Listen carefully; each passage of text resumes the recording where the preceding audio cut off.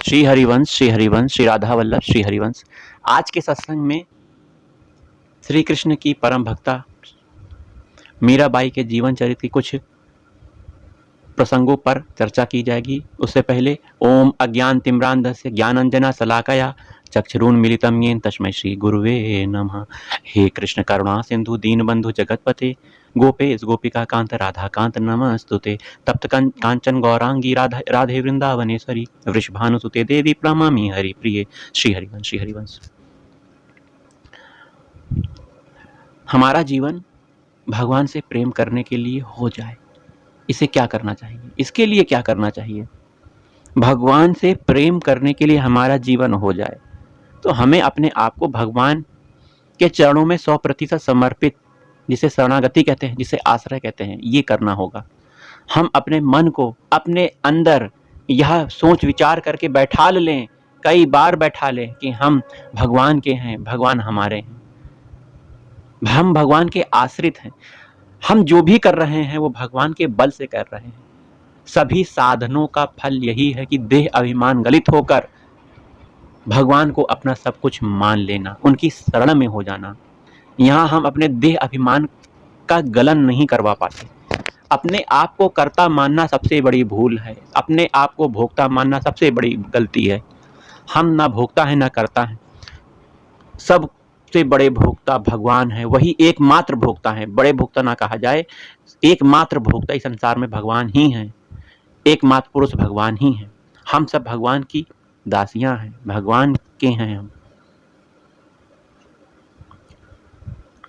एकमात्र भोक्ता भगवान होने के बाद हम भोक्ता नहीं हैं, हम भगवान के पाए हुए भोग को प्रसाद के रूप में ग्रहण करते हैं। भगवान ने उस भोग को पाया है, अब वह प्रसाद स्वरूप हो गया है।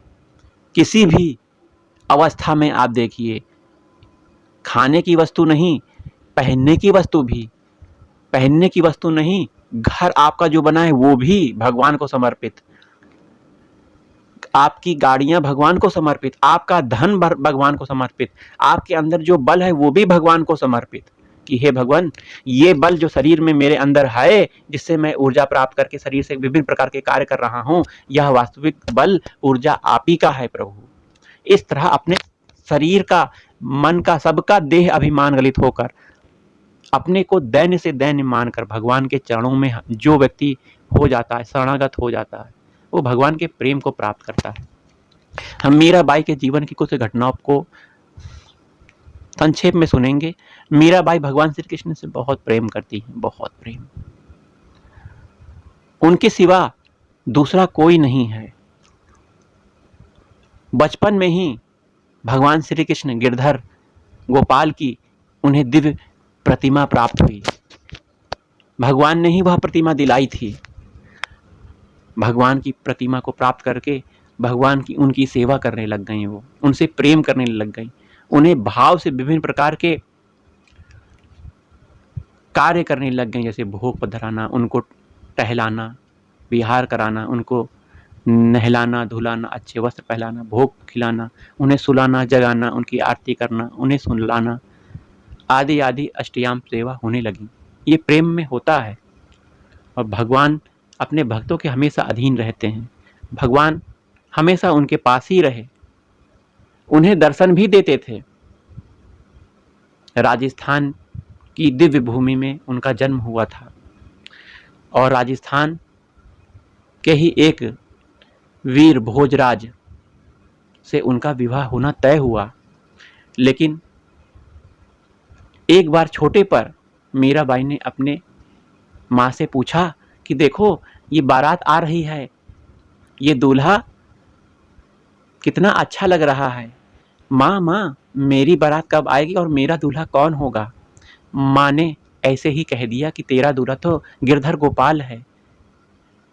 तो माँ की ये बात अपने हृदय में बसा ही ली और अपने प्रियतम भगवान श्री कृष्ण को अपना पति ही मान लिया और उनको पति रूप से उनकी सेवा भी करने लग गई। जब विवाह का समय आया तो माँ ने पूछा कि अब तुम्हारा विवाह का समय आ गया है, तुम घर के काम करने भी लग जाओ, सीखने लग जाओ। तो मीरा अपने माँ से कहते हैं कि हे माँ, तुमने तो तुमने तो एक बार कहा था कि तुम्हारा पति तो भगवान श्री कृष्ण हैं, गिरधर गोपाल हैं, मैंने उन्हें अपना पति मान लिया है, अब मेरा कैसे विवाह, अब मेरा दूसरा विवाह कैसे होगा? एक स्त्री का तो एक ही विवाह होता है ना माँ। तो माँ को बड़ा आश्चर्य हुआ, अरे इसने वो मेरी बात पकड़ ली थी, कितनी निष्ठावान पुत्री है। तो माँ ने समझाया, नहीं, इस संसार में विवाह करना पड़ता है। तो माँ के समझाने पर उन्हें थोड़ा बहुत सांत्वना मिली, परंतु अपना पति भगवान श्री कृष्ण को मान चुकी थी मीरा यह कह चुकी थी कि मेरे तो गिरधर गोपाल दूसरा न कोई। तो भोजराज जब विवाह से पूर्व एक बार मिलने आए तो उन्हें पता लगा कि मीरा भगवान श्री कृष्ण की परम भक्ता हैं, उनके बारे में बहुत कुछ सुन लिया। तो ऐसे परम भक्ता के दर्शन करने के लिए भोजराज जब उनके पास आए तो उन्हें देखकर बहुत ही प्रभावित हुए कि ऐसे परम भक्ता के दर्शन हमें हुए, बहुत ही मैं धन्य हुआ। भोजराज ने मीराबाई से कहा कि आप बिल्कुल चिंता न करो, संसार की नज़रों में आपका और हमारा विवाह होगा, लेकिन मैं आपके साथ एक भक्ता की तरह ही व्यवहार करूंगा, आपको कभी छूंगा भी नहीं। आप अपनी कृष्ण भक्ति, कृष्ण प्रेम में आगे बढ़िए, मैं आपका साथ दूंगा। तो इस तरह मीराबाई जी का विवाह तय हुआ। जिस दिन विवाह था उससे एक दिन पूर्व रात्रि में मीराबाई अपने कमरे में बैठी हुई हैं और भगवान गिरधर गोपाल को पुकार रही हैं कि मैं तो आपकी पत्नी हूँ, मैंने आपको अपना पति मान लिया है, अब मेरा यह विवाह कैसे? तो उस रात दिव्य घटना घटित होती है। मीराबाई के कमरे में दिव्य घटना होती है, भगवान प्रकट होते हैं, बहुत बड़ा प्रकाश कमरे में विराजमान हो जाता है, भगवान साक्षात प्रकट हो जाते हैं और मीराबाई का श्रृंगार होता है एक दुल्हन के रूप में। भगवान उसी कमरे में मीराबाई से विवाह करते हैं, मांग भर देते हैं, विवाह होता है।